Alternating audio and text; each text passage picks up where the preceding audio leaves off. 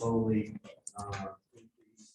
It's not increasing as rapidly as I expected, but it is slowly increasing. We're prepared for workshops. With descriptions, and we're ready to go for those workshops. We currently have 51 cases, which consist of 20 juveniles, 5 adults, 21 adult felony cases, and 5 education cases. We currently still have the open case manager position, which has not been filled due to the slow increase in the numbers. However, what I've been able to do is to continue with the internship program that we have from the state. I currently have an intern that's here for the fall semester through Christmas, and then I have another one coming in January when they come back to school to fill for the spring semester. So that'll carry me through till May of 23, which allows me to keep that position open and not be in a position where I need to fill it. And then we'll reevaluate that similar to what we did this year in 22, and that'll help keep the costs down, especially with the ever increasing rate of inflation and really the difficult position of not being able to really predict how things are going to go and how expensive things are going to be. It's nice to have that ability and keep the costs of the program on par. We are on track to hit all of our targets for 22. We're not going to have any overages, and we will probably have a slight surplus at the end of the year. So we're in good shape going into the last quarter of the year, and I anticipate being able to maintain that going into 23. A good report. This synergy you have with PSU is very advantageous, I think, for both sides. It's good for the school, it's conduit, and it's certainly good for the department. School the next generation. Let's be able to restore the justice in addition to that. And so, so to speak, in terms. It's very popular with the students and with the program up there because we developed a reputation of we don't just bring the intern here and have them file or do clerical work. We actually put them to work and let them do case management to the level that they're comfortable with. Obviously, it's supervised, but the students like that, and the department heads in both the social work and the criminal justice program enjoy that. They like that. So it went from only getting one student who would come to want to be here. I actually interview the students and then select from a pool as a result of that. So it's a great partnership to have. I go up there and speak to their classes, and then we have the students come here. So it really is great for both of us, as you said. What do you attribute the reduction in cases? I think some of it is a change in the court a little bit. I think the severity of the cases that came in during COVID, there's a lot more cases where distribution is an accompanying charge, or there may be other more severe charges that don't warrant a diversion. They may end up in a court program or recovery court program or sentenced. There's the serious nature of what's going on in the county with drugs. And we're not seeing just straight possessions anymore. It's also the level of addiction. A lot of them are in need of services that are greater than what we provide, where we're voluntary, strictly voluntary. They end up going in a different direction with an agreement out of the court. I think some of it is also turnover in the county attorney's office and having some new attorneys that aren't necessarily familiar with what diversion does, so they don't put it on the table when they have a plea agreement discussion with defense counsel. I know I've talked to a couple of the new attorneys over there, and we've had discussions about what we do and how we do it, what type of person comes in. So I think that will help as well and bring in the numbers up. But I really think a lot of it is just the need of services and the level of addiction that people are coming into the system with right now.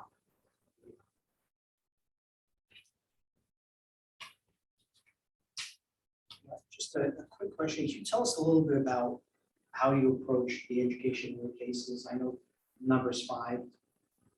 We would wish that would be reversed from adult misdemeanor cases, but it isn't.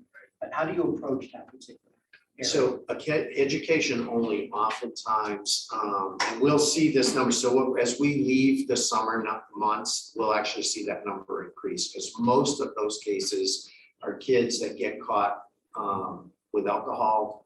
They don't have a history with the PD, or maybe they get caught with a THC product and they don't have a history and it's their first time.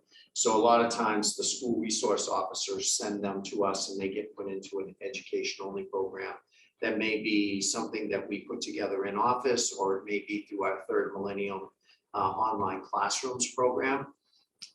So we always see that number spike up during school year and it always drops off during the summer months. So 5 is not an unusual number to have in September, and we'll see that quickly pick up over the next couple of months with the kids returning to school. In general, like, every case is different. Do they, for the most part, respond favorably to this type of counseling? Yes. They're pretty open-minded to it, pretty Yes. receptive.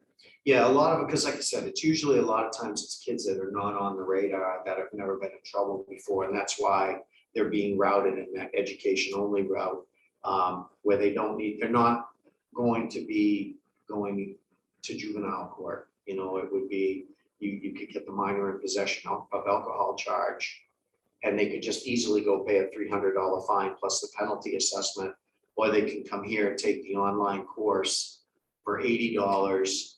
They get the education that they need, and then they move on and we never have contact with them again. The majority of our education only kids, we never see that name come across our desk again. So it works well, and like I said, it's usually a kid who's never been on the radar. The police are not familiar with. Are you keeping statistics on, sure it wasn't at all? We were until August, and with some NCIC changes, even with the adult clients who are signing a criminal records release. Apparently, the new NCIC rules don't allow for that because it's a closed case as opposed to an open case. So we have to figure out a way in our adult side of things so that we can monthly track at the 1, 3, and 5 year mark. Our juvenile cases are tracked through the administrative office of the courts, through the New Hampshire Juvenile Diversion Network, and I'm not sure how they are doing that because juvenile cases are much more. I think they probably are looking at names or cases that are coming in through the juvenile court with that confidentiality issue, and they can see it. So our juvenile side of the house is tracked, and we have at our last statistical gathering, it was 67% of the kids that come through our full-blown juvenile program. That this does not include education only. Those kids, 67%, do not have a chargeable offense within 5 years. So 2 out of 3 kids that come through our juvenile program do not re-enter the system. So of course that drops off when they're 18. So we don't know what they do once they become adults, but I will tell you that with our own internal database, we do not see our juvenile kids come into our adult caseload. Maybe 1 or 2 over the course of 3 or 4 years we've seen them come back. So the juvenile program is a real foundation for keeping kids out of trouble as adults. And quite frankly, the majority of kids age out of their, think of back when we were kids, right? We were in high school. Maybe you drink a little, maybe you do something else that you shouldn't be doing. But when you go on to college, you start to get more serious. And then of course, once you get out of college, you're engaged in work and moving on forward and becoming, a family or career focused. And so most people age out of the things that we do when we're young. And so it stands to reason that what we see is normal for what our kids are doing and not coming back into the adult programs. Mike, thank you. Thank you. Good night. You too. Right, commissioners, next up we have Superintendent Cunningham, update on corrections. Good How are you? Nice to see you. Good. So I don't know if you actually have my update. 'Cause I think it was supposed to be on last meeting. All right, well, summarize it for you. Inmate population is low, which has been good. I think the last week we were sitting in the high 40s in the facility. That's down to basically when we emptied the facility for COVID. Those were the kind of numbers we were seeing at that time. Our pretrial detention lengths, we do have 6 people that have been in custody more than a year.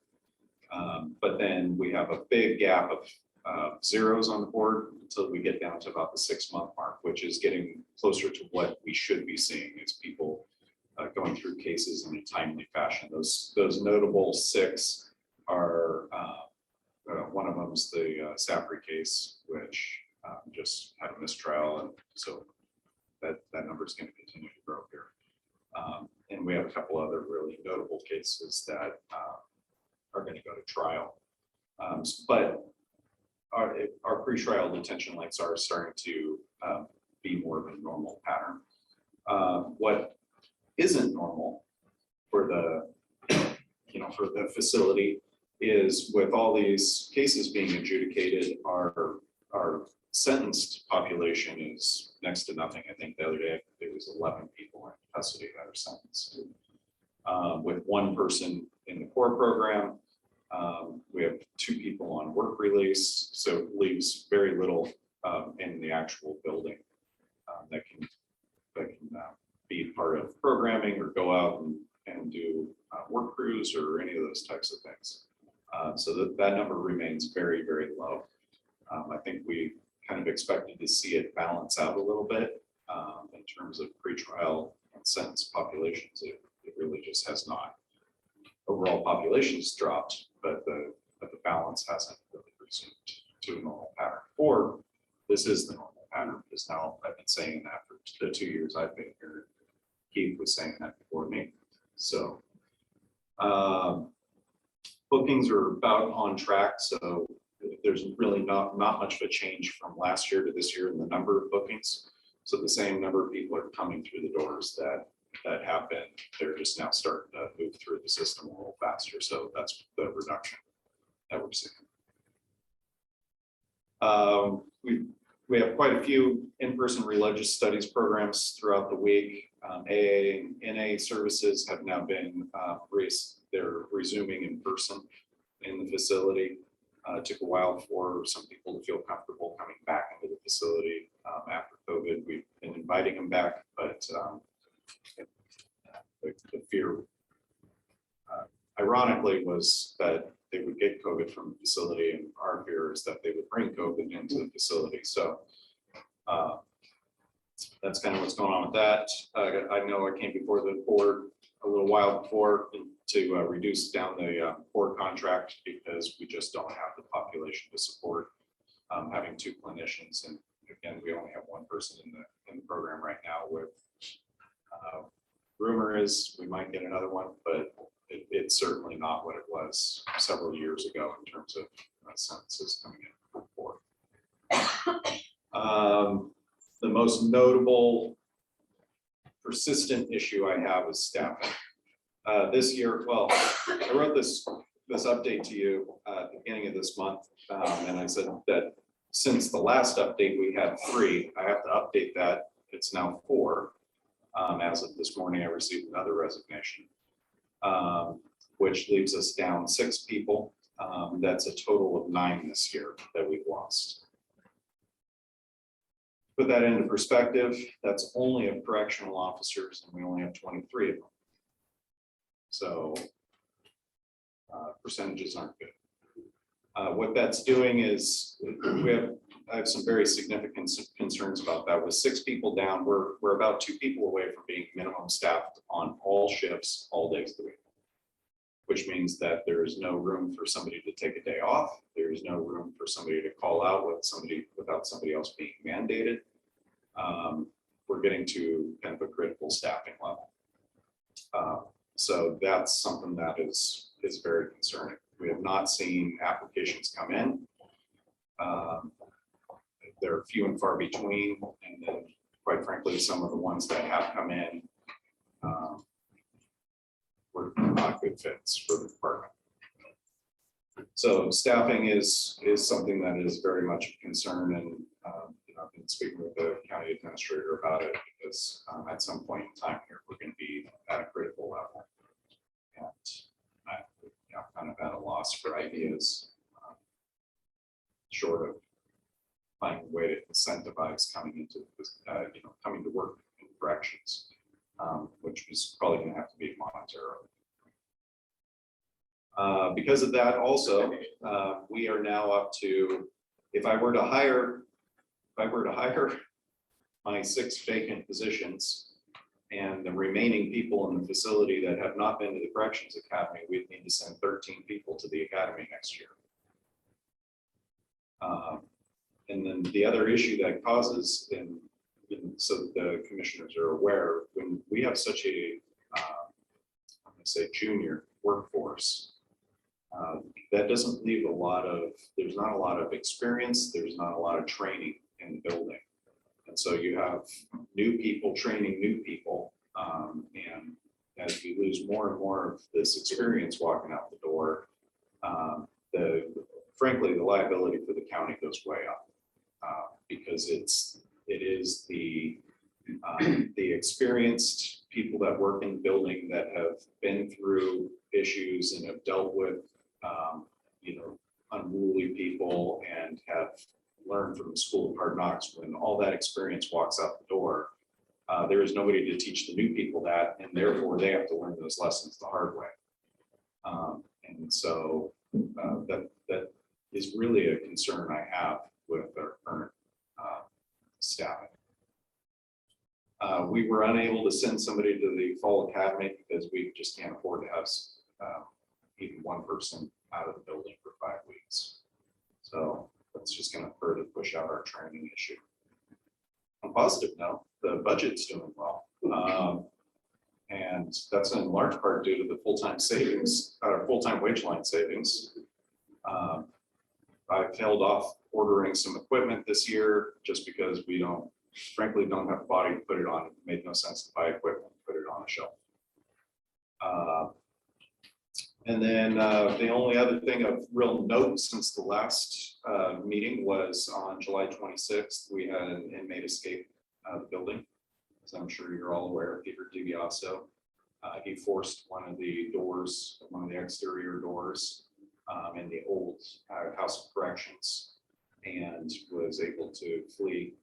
He was picked up in New York, Steuben County, New York, when he contacted somebody who knew that he was on the run, who called the police, which is kind of how those things usually go down. New York picked him up. They so graciously opted not to charge him with any crimes in New York, so that he could be returned expeditiously to us. The sheriff and I went down. We did a 1-day down and back and picked him up. Cost us a couple tanks of gas and some reinforcement to a door, but we brushed off and moved on. Needless to say, he will no longer be doing laundry for us. So other than that, I'm willing to entertain any questions, comments. So Adam, this most recent resignation, did this gentleman give an explanation as to why he was moving on and where to? Yeah, he's actually going to the sheriff's department for dispatch job. So he's staying in the county. Yeah, so on a positive note, he is staying with the county, but for him, it comes with a nearly $4 an hour pay raise. I suspect that workforce shortage you're experiencing in the city is something that your counterparts are facing in 9 counties as far as they face the same shortage that you are. Oh, yeah. Yeah. Yeah. I mean, the reality of it is I think all these other counties have tried different things. There's hiring bonuses and there's retention bonuses and there's, some places are doing double overtime for working a weekend extra shift. I know one superintendent who's making overtime to work on the floor. I've seen stipends, pay raises, but, you know, nothing seems to be really moving that meter much. And so, you know, the conversations I've had with the county administrator, you know, some of the thoughts are, you know, we almost have to do something drastic to move that meter, like they even register, because these little adjustments don't seem to be doing it.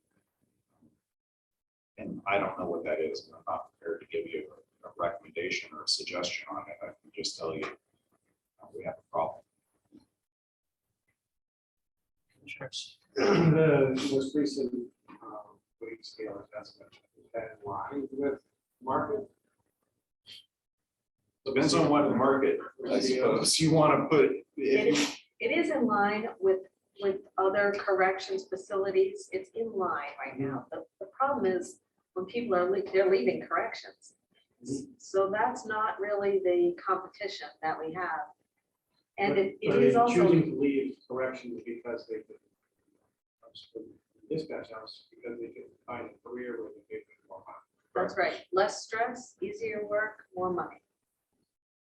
That is, this is the second officer we lost to dispatch, right? 2 to dispatch, 1 to a bank, 1 to a car dealership. Oh, a propane or a fuel delivery. That's a pending one. Okay. A propane company that pays $30 an hour and will train their drivers. Yeah, and so yes, we are in line.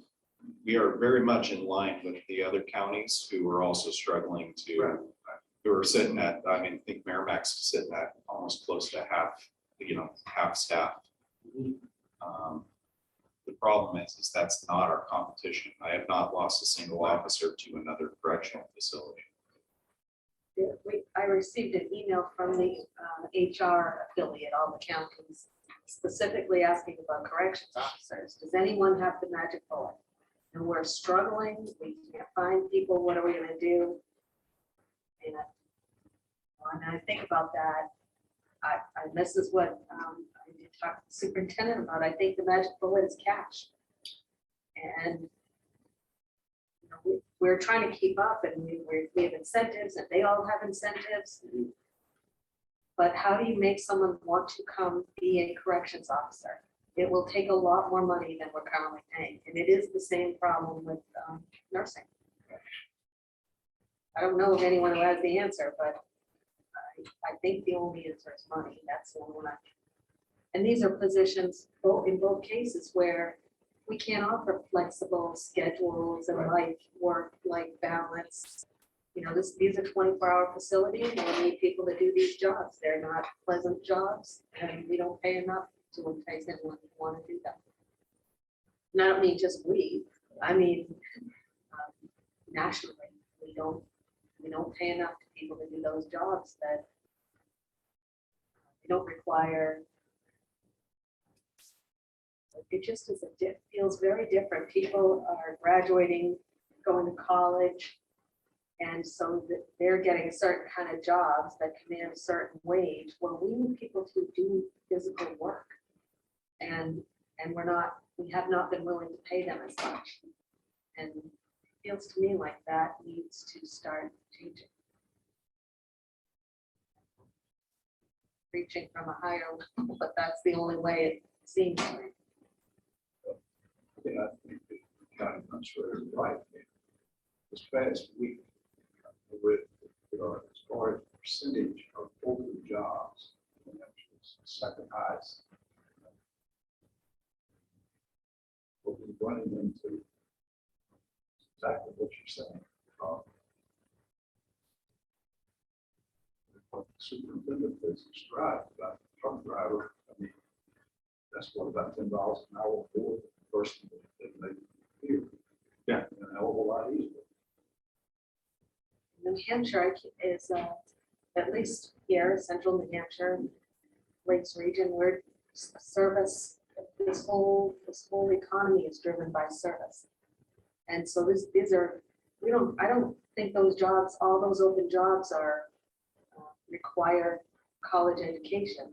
They're their jobs, that they're corrections officers and nurses and waitresses and delivery people, and all the kinds of things we need that we have not been willing to pay people to do. So they're just not doing it. All I can really tell you, Adam, is this: if the situation becomes any more acute, the board would be prepared to call an emergency meeting, authorize a substantial sign-on bonus if the employer were willing to sign a one-year contract and stay on. In other words, if we agree that if you were literally short keeping your jail open to the point where everyone who works there is in grave peril, then the Board of Commissioners would have to convene and authorize. Deborah, I'm just going to throw numbers up, $5,000 or $10,000 signing bonus, with the understanding that they fulfill a one-year contract of service to the jail, And then just to buy time. And that's where I'm thinking here. how does that look to the employees who currently work for us, who are on the verge of going to deliver fuel? Well, Like the sign-on bonus is not well received by, it's a great way to recruit new people to come here, but it's not going to help us keep the people we have. noted, it won't. Right. That's why we haven't done sign-on bonuses for that reason, because it will wipe out our existing workforce. Or you pay Paul, that's really the solution. And that's how If we it comes got. to that, I mean, right now the jail is open, but we can't guarantee that the jail will remain open safely. We'll have to take drastic action. Yes. Yeah, I mean, to put this in perspective, I've been coming in early, pretty much every day of the week. And on more than one occasion, I've come into 4 officers working on third shift. That's 1 officer in master control who can't leave that post, and that leaves 3 officers to maintain the care and feeding of all the people in the building. And that's not even, that's the easy part. That's the part we can manage. That's the control part. Those are people that have been in there for a while. We know who they are. They're more or less stable. They're on medications. They're being fed. They're no longer intoxicated. But to get 1 combative, intoxicated person through the back door, the reality of it is that for somebody like that, you would think with all these great tools and skills and training, let's say that we have great tools, skills, and training, because now I have a whole bunch of junior people, I just told you that may have never experienced this in their life and haven't been to these classes yet, because frankly, they've worked there for 6 months and they haven't had more experience than just what they've got in a couple of weeks worth of training. But to deal with that, when you have to fight with somebody who's combative, we're not fighting to hurt with something, to hurt someone. We're doing the exact opposite. We're trying to keep them from hurting themselves, hurting someone else. That takes a lot more people to accomplish that mission. I mean, we can go in there and quell a problem, but the aftermath is unacceptable. That's not what we're there to do. We're not there to leave people in worse shape. And sometimes it takes 4 or 5 people, and we only have 3. And again, they might be 3 people that have never experienced that in their entire life. And that to me is where we're going to run into some serious problems here. And we definitely can't drop. I'll say it right now, 4 is not a real safe minimum staffing. 5 would be what I would prefer to have. We definitely can't go to 3, and we're now to that point where that's what that shift has. And if I stop approving vacations or start canceling vacations, we're gonna have more people walk out the door in a heartbeat. But then I'm forcing people overtime. Now they're working double shifts, which then causes them to call out sick so that they can get a day off. It's just a vicious cycle, and we're there. We're at that point where,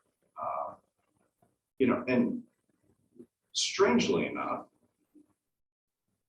things are going well, but it's precarious. It doesn't take much to tip us in the direction where, like I said, one person calls out, the next shift gets affected, and now you got 3 grumpy people. Somebody else calls out, and it's a multiplying effect. So what would be the next steps? If you get to a point where you don't have the staff employees to issue minimum staffing, what's the next triggers to pull? The county administrator asked us, how many people do we have to ship out? And said, it's not about the number of people in the building. It's the unknown of the Sally Port that changes things. And I mean, other than saying, closing the Sally Port and telling these arresting agencies they need to. But we can't do that, right? We So have statutory obligation to receive it.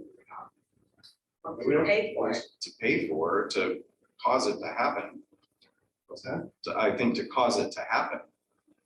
So, We've talked about, could it be that, do we have too many jails in the state? That, I think that a bigger conversation needs to start happening, because every Department of Corrections is struggling with the same issue.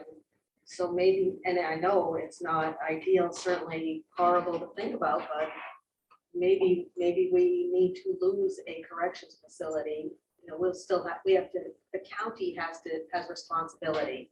So, but could we say, female inmates are gonna go to Grafton County and male inmates are gonna go to Merrimack County and, I mean, don't know, maybe it's Rockingham already does classification. that. Rockingham doesn't hold females. They contract with Carroll County to hold their female inmates. So maybe statewide, we need to look at which jail will specialize in which, Geographically, that gets, because Yeah. Grafton's a hall. Yeah. But I mean, talking to Merrimack County, but they're not going to be well received unless if we're also sending our bodies with them. Right, so that's what I'm trying to understand. So, Yeah. right, so very similar in the nursing home, right, so the nursing home administrator was lining up as to what's our next steps when we don't have the necessary staff for my facility. I think we need to get that information to find out what happens. 'Cause I know we have statutory obligations. I don't specifically know exactly what they are, and that's not for me to know, that's what you know. But I think we as a board need to know what those are and what levers we can pull, what levers we can't pull, and how close we are to that, and what happens when that day comes that we can't. Is that a National Guard issue? Is that, I mean, I don't know, but I think we need to find out. Hearing what you're saying. I don't think anybody's done it. So, But. so I think we're Okay, we're that's why- treading. again, that's why I think we Yeah. should probably find out. yeah, I think the National Guard is a good option. I saw something come across where the Association of Counties was wondering if any nursing homes had a need for the National Guard again. I think, I'm not willing to say we don't need that in the nursing home, but we absolutely might in corrections. Maybe that's an option. Right. To me, that's one thing I think we need to figure out, and then the other is if there is some compensation package that makes sense for all employees, existing and new, then I think What would it take? You two need to come back with a recommendation and for us to consider. Certainly. If there's a monetary issue that needs to be addressed and solved, let's discuss that.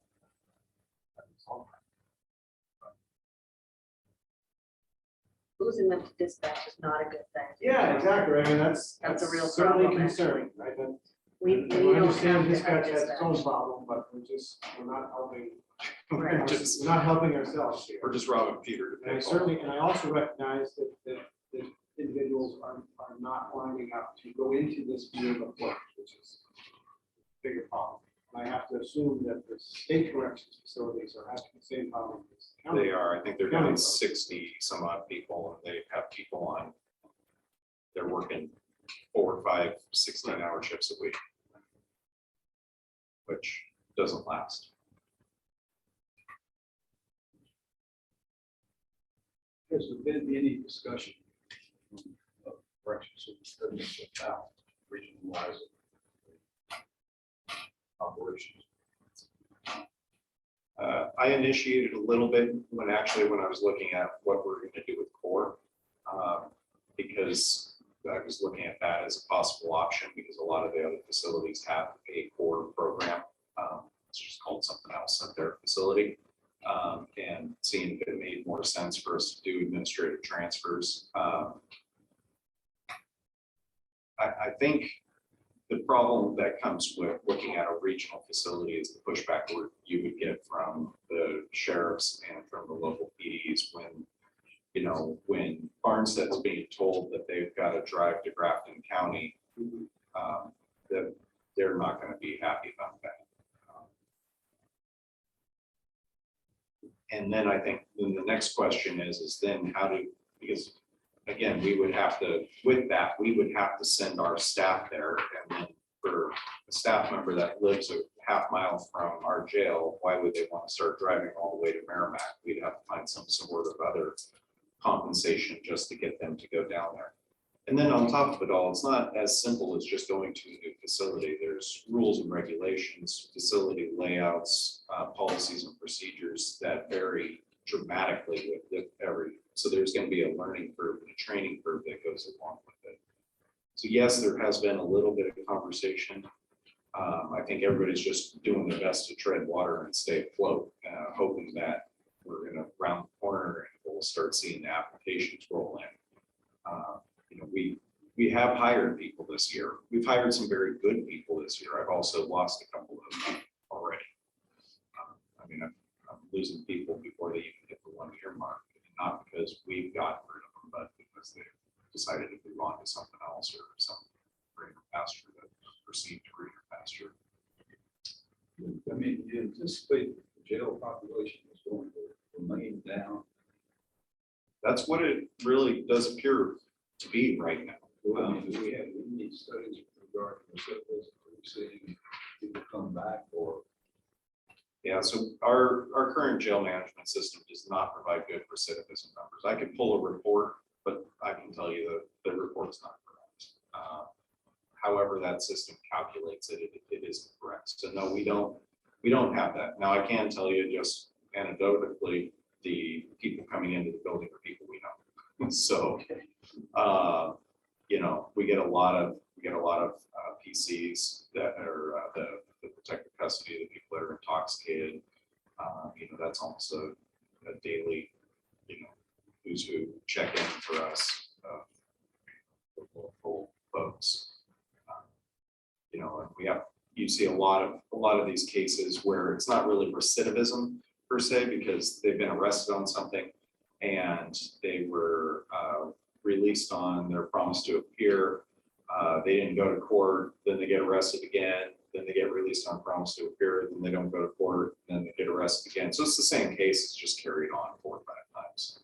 How much is drug? Are drugs still one of the primary forces behind people being incarcerated? Sure, drugs and alcohol. So has been, always will be.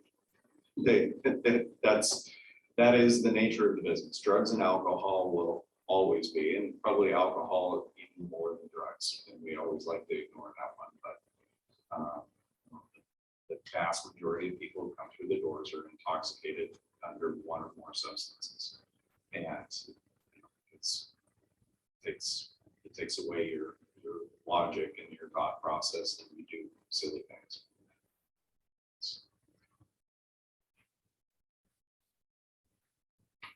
I know you've been in close contact with the Deborah situation.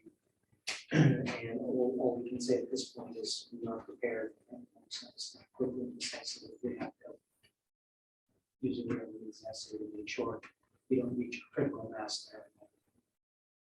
So thank you for the presentation. All right, have a good evening. You too. Commissioners, next up, Mr. Boyle is up. Facilities. Jim, how are you? Good to see you. Good to see everyone. Except you want to see that. Makes it all the sweeter. What do you have for us? So, I believe that the documents in front of you. We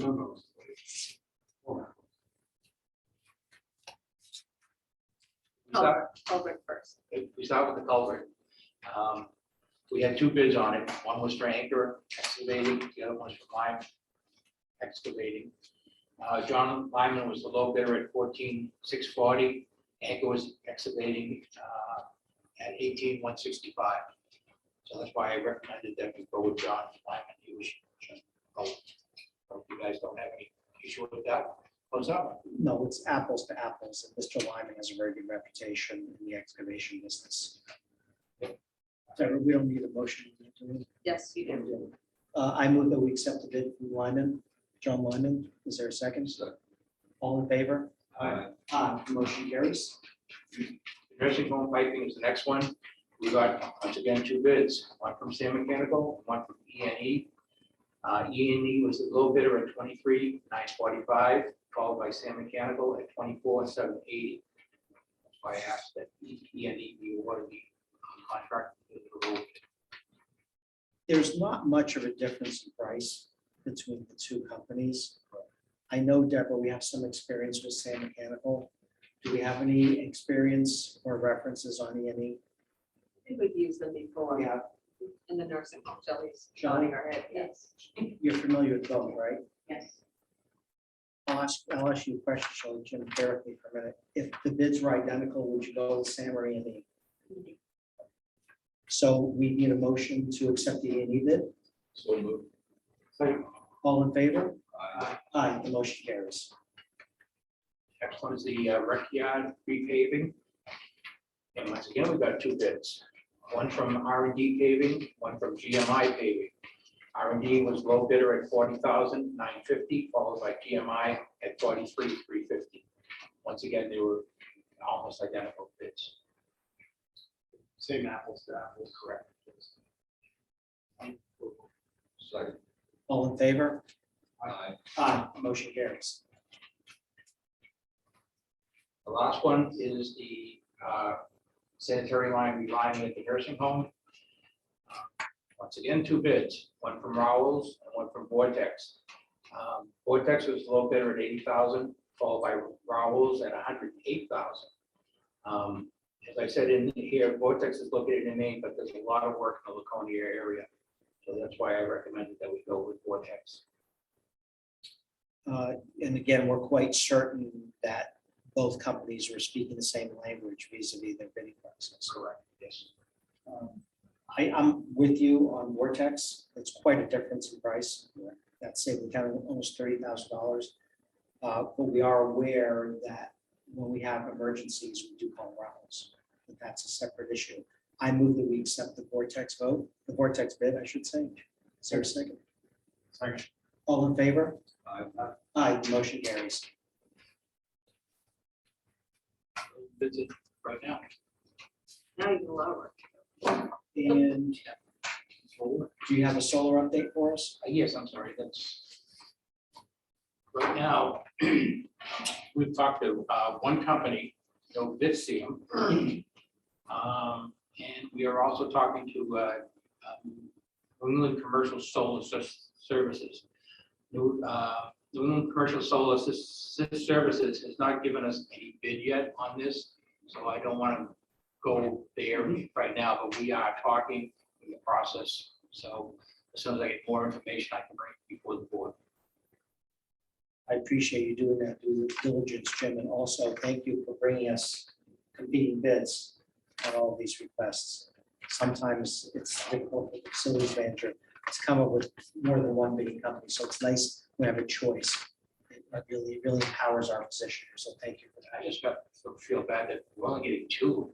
Seems like nobody. Two is better than one, and one's better than none. Yeah. So how is the solar project? What are you guys discussing?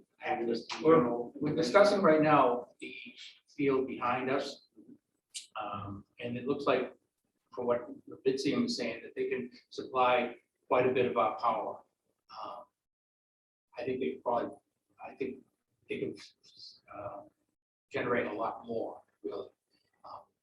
Feel that we've got, but they say there's certain restrictions that the energy company puts on us, which I had never heard before, so I'm really looking into that to find out why.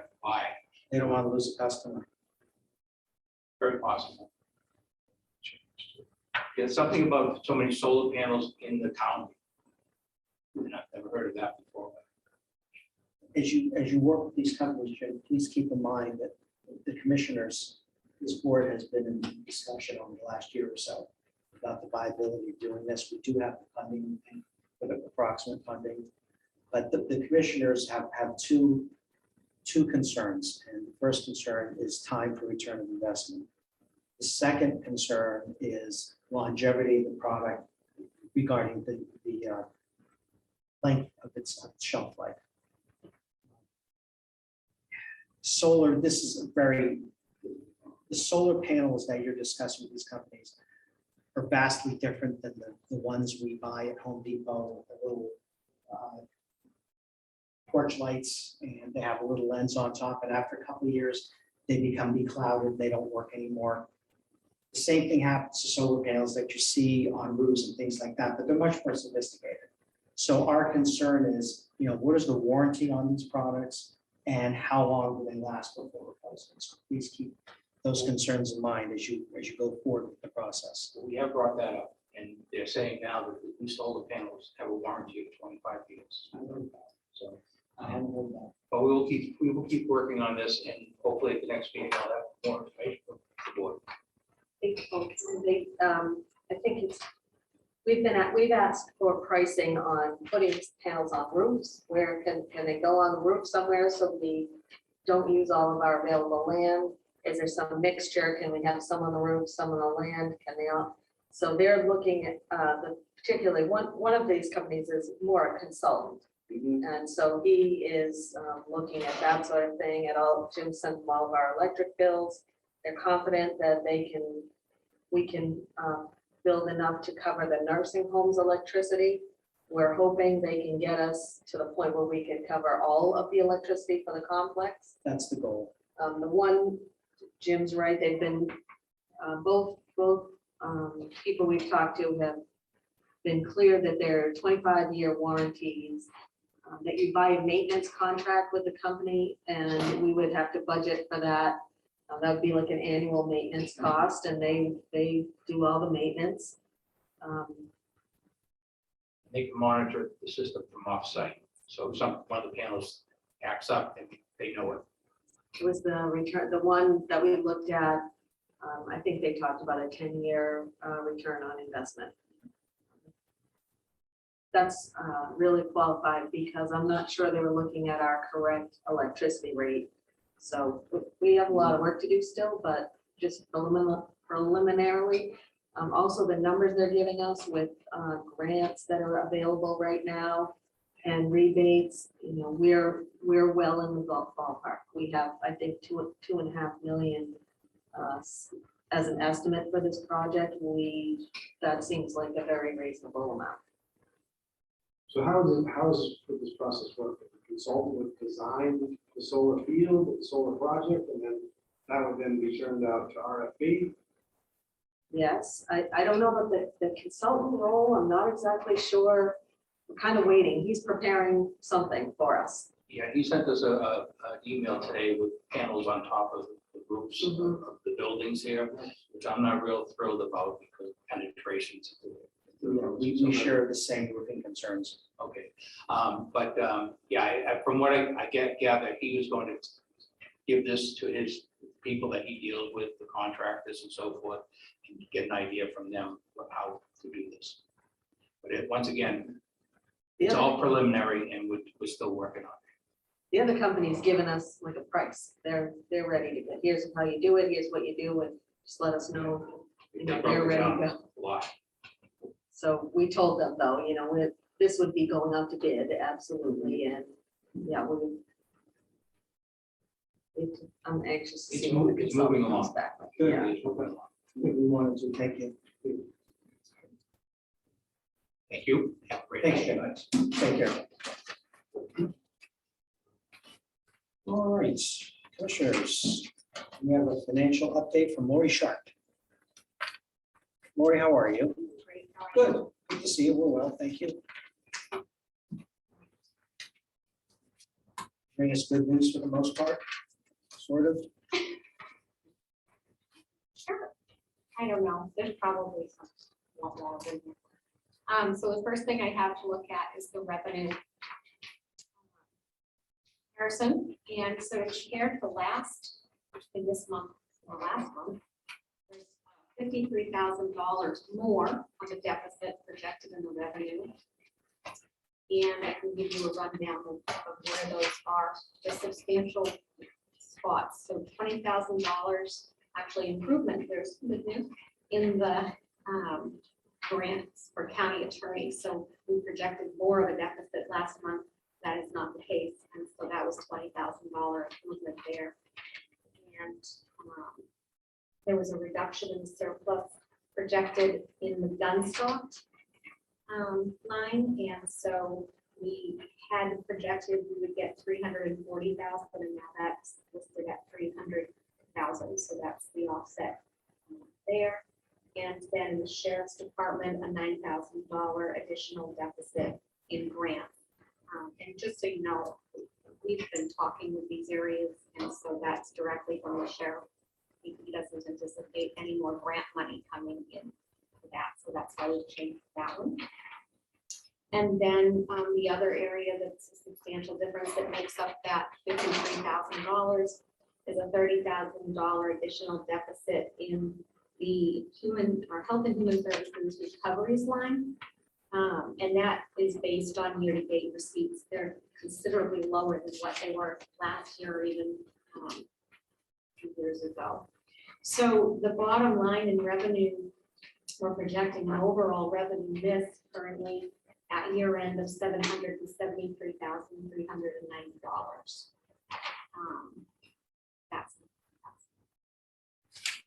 Can you go back to gun stock for a minute? I sure can. We were projecting 340,000. You're saying it's 300,000 now? Well, yes, so Deb and I talked about this earlier today. We were in a meeting at one point. I think there was somebody from Gunstock here who was saying that we were getting $340,000, Okay. if we recall correctly. I do recall that number. So what's changed and why? I'll Okay. bail you out. I changed it to 300 because I kept thinking, I heard someone, I couldn't tell you who, said it's gonna be 340,000. We have seen zero or no indication of any.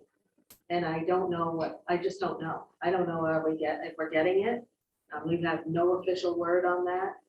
I don't know how the recent activities have changed their financial outlook. I have no idea. Well, So I reduced We it to can- 300. I don't we know can if we're get in getting it touch or with not. when were we expecting to receive, had it been 340, when were we expecting to receive that? I don't know when. By year's end? Well, Yeah, usually it's it's this year. after their year end, Right. after they've done their financials, and then Should be, yeah. It should have already happened. right? that was June for them. Because if, Fiscal year end. if there is a discrepancy in the projected amount, to the actual amount, it could be attributed to the 10-day closure of gun stock. It shouldn't though, because this money should be coming out of Based on last their- fiscal year, which ended April. Okay, Yeah. then we, And then we would have already had the money. That's what I'm worried Well, about. audit cut costs. That could be the delay. Okay, But you should probably reach out. to maybe you Tom- can call. Tom Yeah. Becker or- call Kathy White. That's usually who I'll talk to, so I can get in touch with Just them. ask Kathy what the actual number is and when we'll be receiving it. Thank you. Go But ahead. that's playing into that, like $40,000. But we'll get a clarification on it. Okay. All right, and then I was gonna move over to the expense. Oh, yeah. You should tell her. Well, if you look at the, that's revenue, how far off is we that?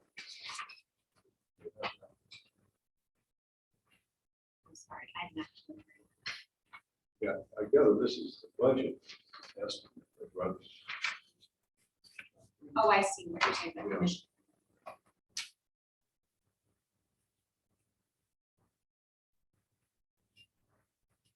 I didn't calculate that, but. I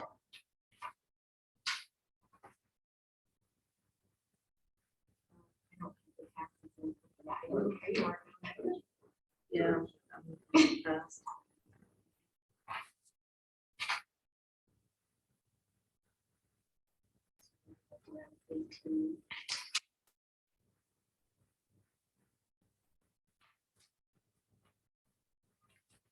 commissioner's recommendation would have been, if the tax amount from taxes remained the same. Looks to me like 27,783 and versus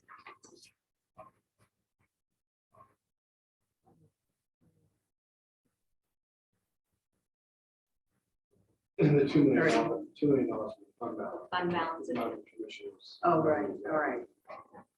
So it's pretty close, actually. It wasn't a big change there.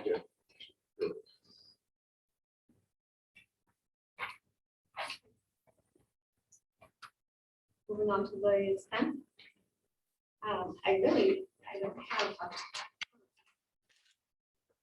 Okay, so we're 69% through the year, and we have a projected surplus in the general fund of 502,000 and a projected surplus in nursing home of 329,000. So we have an overall projected surplus of $831,000. Comparing this report to last report, we have $63,000 more of a surplus, not a big change. When I analyzed through each department, it's 4,000, 8,000, 6,000, and I didn't really think we needed to go through each and every one of those. So I didn't specify or get to that amount of detail. So basically, there just wasn't a substantially huge amount of dollars in any one area. It's really spread throughout the departments. So projecting the overall surplus, if you want to circle back around here, for expense of 831,000, and then taking into consideration the revenue miss of 773,000, which that would only, of course, add at the end of the year $56,000 approximately to fund balance. So we're currently projecting a little over $2 million in fund balance at the end of the year. So it wouldn't appear that there would be much to use to help with taxes in the 2023 budget.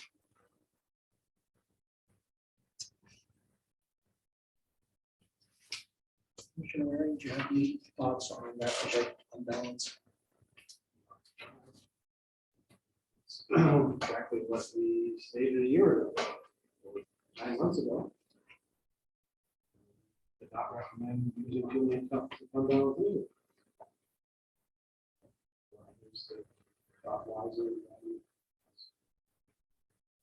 Not on this board. And then just kind of a piece of information, interestingly enough, the nursing homes projected surplus of $329,000 is predominantly coming from the physician's and pharmacy line, which is $322,000. So if anything goes too screwy there, that will change. It could change quickly. The other thing we're watching in the nursing home is the contracted nursing services. That is the thing that could have a dramatic impact and possibly affect the bottom line. Depending on how that goes.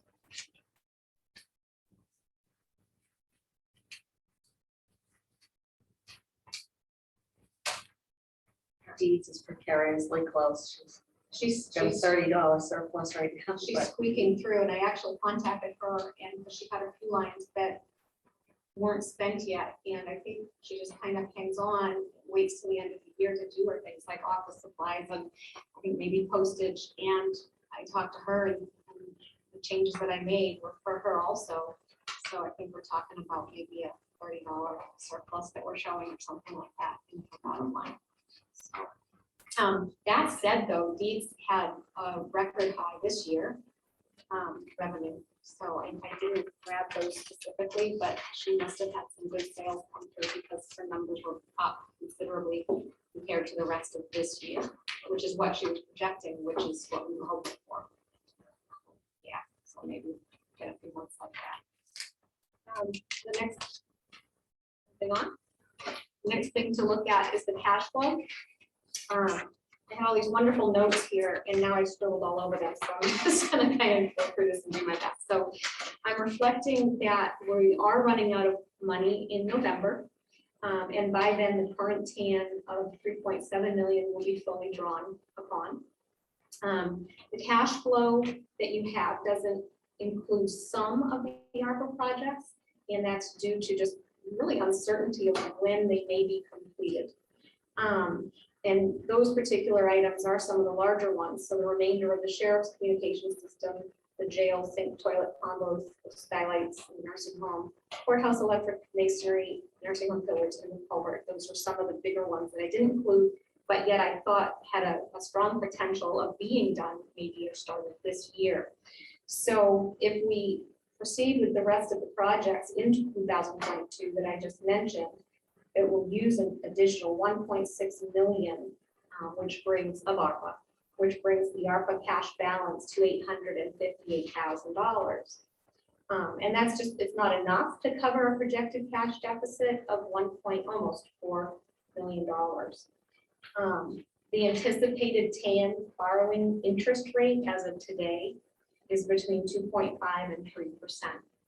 So borrow 1.4 million with a rate of 3%, I figured worst case scenario, for 2 months would cost us approximately $5,300 in interest. It would also cost us $3,000 for lawyer fees and $5,000 for a financial advisor. So it's going to cost approximately $13,000 to borrow that amount of money. Yes. A year ago. Yeah. What was that TAN interest rate? 1.59 was our, it wasn't even a year ago, I'm sorry, that was this year, that's this year's, and a year ago it was even less than that. I don't have that exact. So it's at least double those. Oh, yes.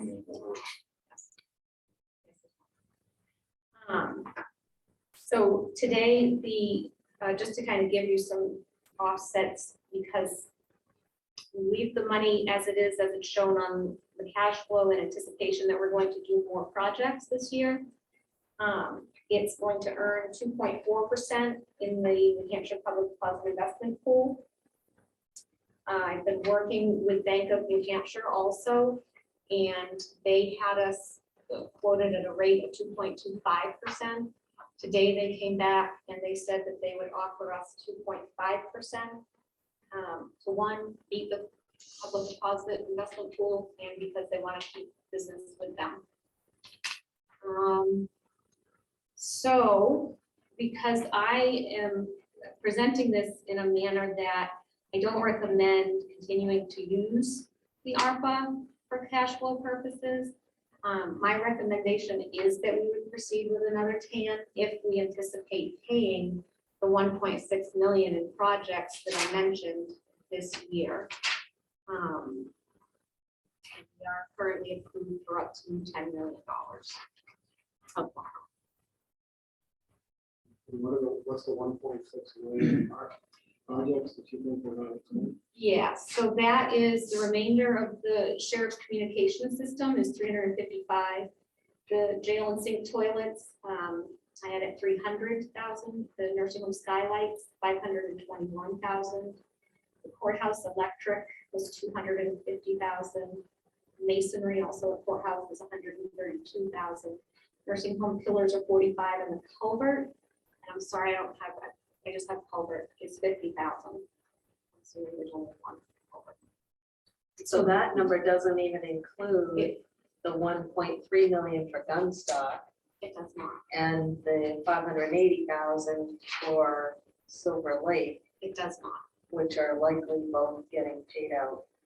I don't know about the 1.3. Gun stock, I don't think we'll get paid out until next spring. But the dam, depending on, and I was gonna bring this up later with you reaching out to DES, we're prepared now to move the agenda on the dam money fund study. So if you could reach out to DES this week and find out how soon they can commence that study, if we send them the funds. That was 530. Oh, we're paying it in advance now? No, but you need to find, I'd like you to find out, we're ready to go with this. So how soon can you facilitate the study and how soon will we need to pay for it? We're not facilitating stuff, right?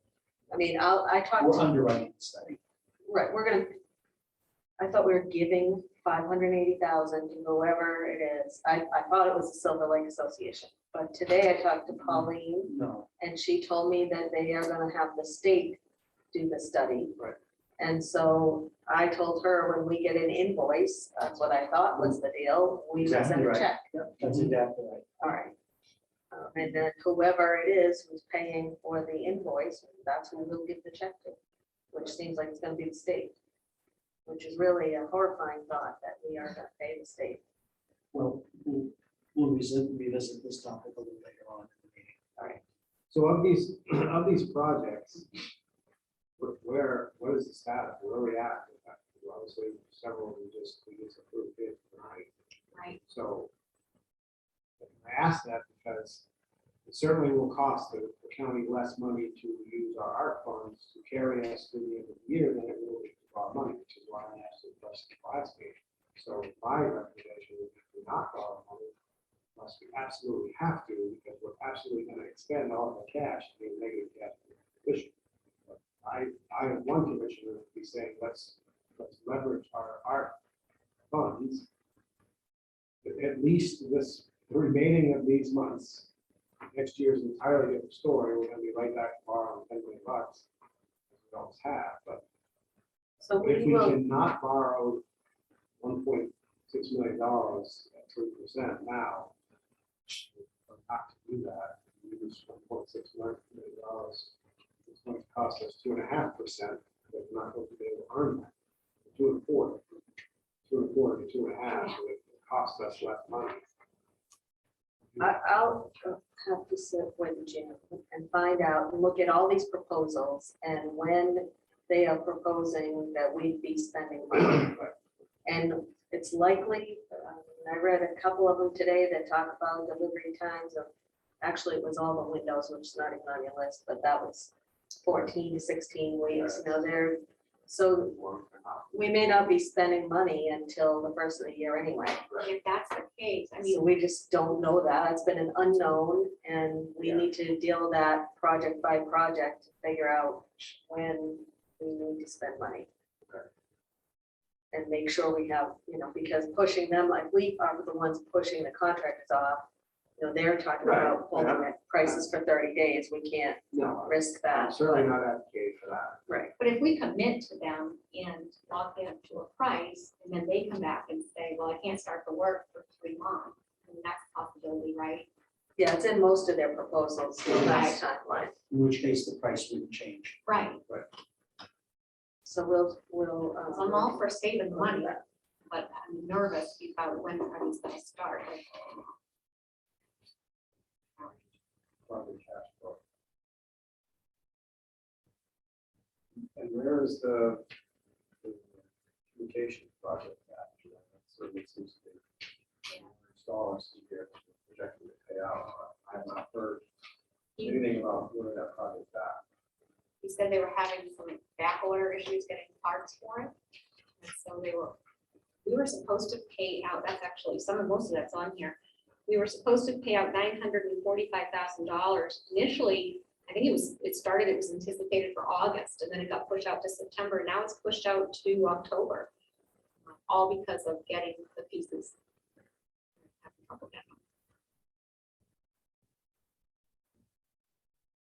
So that 945,000 is on here.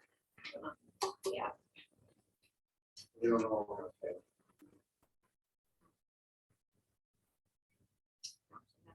I think maybe like a mini cash flow on every project with, with Bill, you gotta get a more concise answer. yeah, and so maybe like if I sit with Jim or something, if he can give me some solid dates, that would help, because then I could plug that in or not, and then free it up.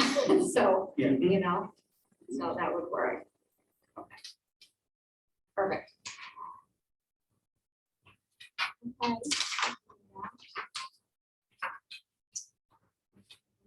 The last thing we've got there is the accounts receivable, and it's really business as usual. We're still collecting. As a matter of fact, I said to Deb the other day, they seem to be collecting better than ever. So, I mean, I don't know if that's because of the lower census in the nursing home, so it's easier to follow up on the difficult. Maybe there's not as many, difficult cases. Maybe they're more straightforward. I really don't know, but the collections are going really well. So that just continues. Okay.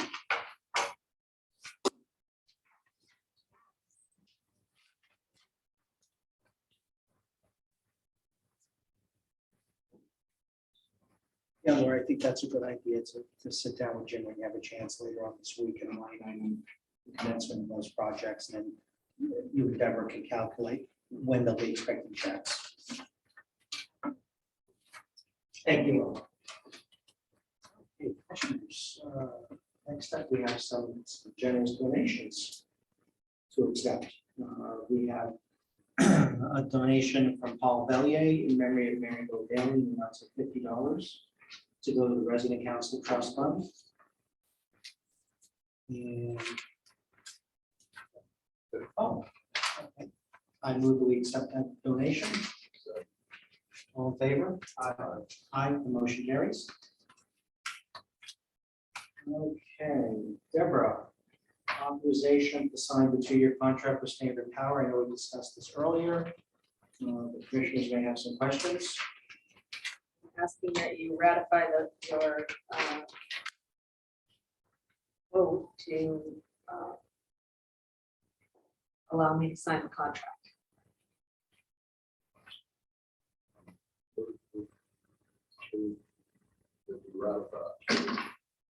Second. All in favor? Aye. Aye, motion carries. Thank you. Next up, we have authorization to sign the settlement with Johnson & Johnson. Yes, this is to get a portion of the opioid money. I have a recommendation from the county's attorney representing the county on this. Shayna Sachs from Napoli Law. She recommends that you agree to participate in the settlement. I had a couple of questions which I asked the attorney general's office, Jim Betty. He said that our share, the Belknap County share, would be roughly $135,000. And so I am recommending that you authorize this signature here. You can authorize me to sign it to enter into the settlement with the state attorney general's office. Commissioners, as you know, I serve on this commission with Mr. Petty. I have discussed this with him. He has assured me, and I do agree that this is the best deal we can negotiate at this point. So I move that we accept this authorization signed. Is there a second? I second. It's found. Yes, indeed it is. All in favor? Aye. Aye, the motion carries.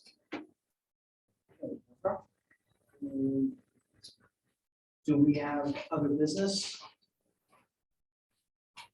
This I can. It's just on my mind. Tomorrow morning is a hearing at the Superior Court on the Peterson case against the delegation and myself. That's happening tomorrow at 9. You have nothing else to do. Interested, but yeah, thank you. Where is that hearing? At the Superior Court. What time? 9 o'clock. Okay, commissioners, any remarks on that? So she gets locked up. Call us, we'll mail her out. Yeah. I'll take your phone. I do have a little bit of other business. We touched on the grant money for the dam study for Silver Lake earlier. The commissioners had decided earlier we might want to move this money into position mid to late November. I think perhaps we can probably move it sooner. And I was going to request that Deborah reach out to DES, Mr. Gallagher, and say, look, we're ready to move here. How soon can you order the study? How soon will you be paid? And how soon will the study be completed? Commissioners, I want you to know that we were in agreement that this is a great environmental and economic improvement for the Lakes region. And the Lakes region, our area lakes are a blessing and bringing a lot of money to the county. A lot of money, a lot of commerce. So I have been lining up political support in Concord to try and give this more legs than what DES projected when they said we might have a 30% success rate of getting this dam built. I think that if we work with political powers be in both legislative bodies and of course the governor's office, I think we might be able to improve our chances to 50% of that. So with your consent, I'd like Deborah to move forward with this and see how quickly we can get it started. Oh, and I do a little bit of other business. Our good friend, Councilor Bruce Cheney, Ward 1, reached out to me last week and wanted to congratulate the board for our success in getting all the appropriations with the art funding that we requested from delegation a few weeks ago. He said, you know, while we're on the topic, Peter, we're not diplomat. So good, I'm glad you brought that up. Commissioners, as you remember, Brandon Karen sent over a request from the Colonial Theater Project. Oh, I don't know, maybe it was a year or so ago, Deborah, around a year. It was a large request. It was a few $100,000. It was for sound equipment, video equipment. There was one piece that caught my eye in that request, and that was to mechanize the curtains.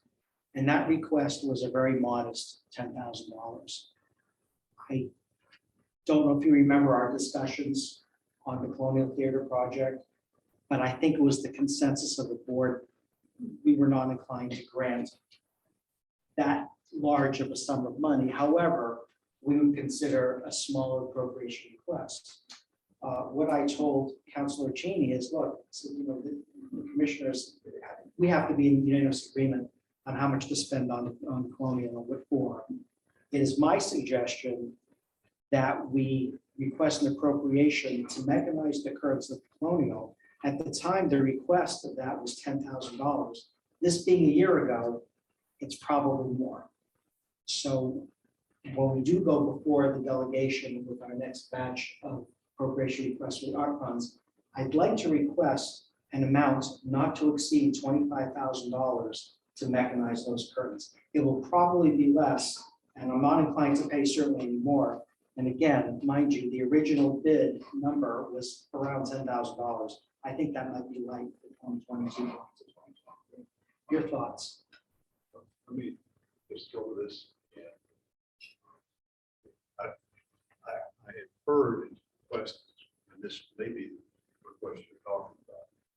They desperately want that sound equipment. I know they do. It's very expensive. Well, it also sounds like it can be used to bring in some pretty significant performances that otherwise you cannot video. And I think we ought to look at the number I heard was 100,000 for the sound equipment. And quite frankly, the benefit to both the city and to the area, just cultural point of view, as well as economic point of view. I think we should seriously. I'm doing it without face. I'm sure both of you realize that I was not enthusiastic, but I've looked at what we've spent and where we've spent it. Quite frankly, I think that 100,000 it will do what I was told it will do. Don't take my word for it. Let's investigate it. But I think it'd be money well spent. Commissioner Waring. My thoughts are more general. As we move into our 23 budget process, we have spent a lot of the art funds or committed them to specific projects up to this point. I'm kind of sitting here in the mindset that I'd like to just kind of sit back and evaluate as we enter the budget process to see what remaining art funds are not committed anywhere, and maybe even reevaluate things that we had on our wish list, as well as others in the community, and then make a determination for 2023. Where can those funds be best utilized, right? Because we've had several projects of our own that we thought were going to be X dollar amount and turned out to be X dollar amount times some factor, right? So I would not want us to get into a situation where we've committed $100,000 to the Colonial, which I think sounds like a very good project, but then not be able to finish and complete our own projects. And so that's kind of where my mindset is at this point, that just take a step back, evaluate what we've spent, what we've committed, what is remaining uncommitted, and where to best put those funds in the next upcoming year. I think that's a good idea. So in the meanwhile, Deborah, if you can put on your list there, can you reach out to Brandon Karen from the Colonial and let him know about this discussion and find out what the cost is just to recognize the curtains? Is it still approximately $10,000? Because if you remember, the city manager sent over a request for gun stock, which was in the hundreds of thousands. Am I not, The city manager didn't send me the fence. or was it, I'm sorry. With the Colonial? Yeah. Yeah, whatever that was, I have that. That's Okay. the only thing I have. That, I believe that ran into hundreds of thousands. And certainly, Councilor Cheney's been very supportive of the work that the board's done over these past couple of years. I certainly want to acknowledge his request, which is why I wanted to start small with the commissioners. For the curtains, I certainly take Commissioner Taylor's remarks seriously and under advisement as the cautionary tale from Commissioner Waring. So I've been to a couple of shows there. I really enjoyed myself. I don't know much about audio video equipment, but I am hearing from other parties as well that it could use a significant upgrade, but that's also costly. So if we get more information on what the present cost of the curtain improvement is and what do they need to bring up the standard of the sound to the next level, that would be helpful to the board, and Glenn, we can certainly, the timing would probably be better to revisit this topic after we've written the budget, say we do that. So I'm glad I put it on the table tonight for discussion. Right, Yes. Just the first thing that gets to the point of reconsidering all of this, we just heard a pretty serious problem in corrections that's going to require a huge inflow of cash. We did. I think that's why Commissioner Workflow Waring made the development remarks he is did. Primary goal of this ARP fund. It is. So it may be, to me anyway, when looking at the county, providing correctional services and nursing home services has to take precedence over theater curtains. It sounds much as we would look through. Just something to think of, Oh, but no, absolutely. yeah, I'll try to get revised numbers without getting their hopes up too much Sure.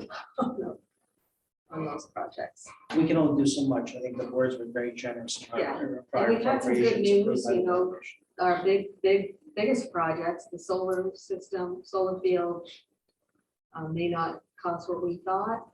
Preliminarily, we got some numbers on replacing all the windows in the complex that are not nearly as high as I thought. But it doesn't include the trim, so, there's still things that have to be added to it, but there may be things that could actually cost less. I dare say, You know, it's- what we we hope. thought. Yeah. Okay, do we have any public comment? I don't see any public. Shall we rest? I I thought you're the director. Are you the public now? Oh, can I be public? Sure. Yes, then head Absolutely. around. You have to stay where you're from, not where you live. Shelley Richardson, 26 Concord Road, Meredith, New Hampshire. I think you're wrong. I was gonna say, what's the nursing home's address? 32, Oh, and if I'm at the job, 30. which is Concord probably Road. more than you are on Collins Road. It is. But I was listening to, and I understand Adam's pain totally, and I get that. And we've been talking in department head about the wow factor. What can we do? What can we do? One of the things that we kind of tossed around was health insurance.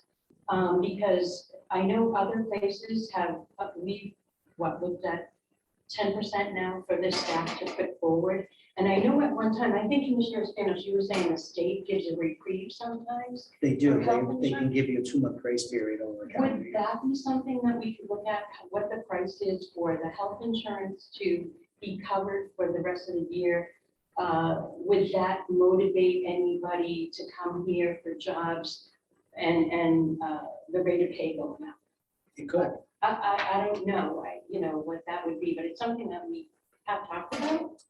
I think, I was gonna say, I think when the the trouble, the only trouble I see with that gets someone to stay here for a couple more months. Right. That's not the thing we need to do. And but it is something that you will hear, requiring our employees to pay 10% was a good idea.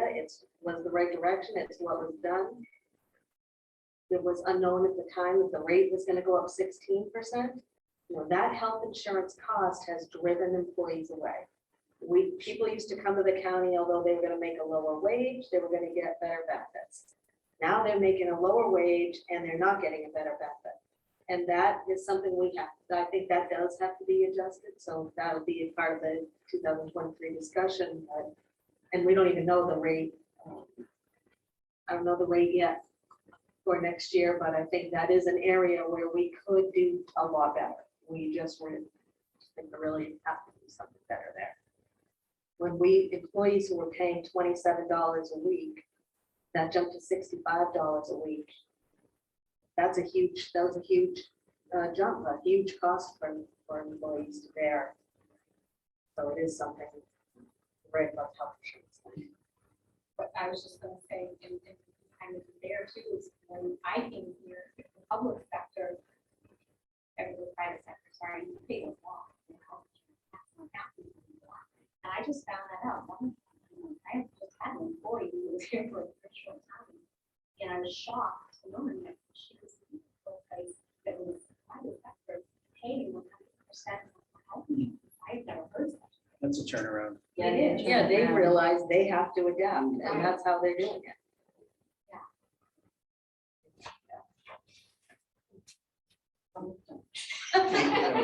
Peanut gallery is excellent. Okay, motion to adjourn then. So move. All in favor? Aye. We are adjourned.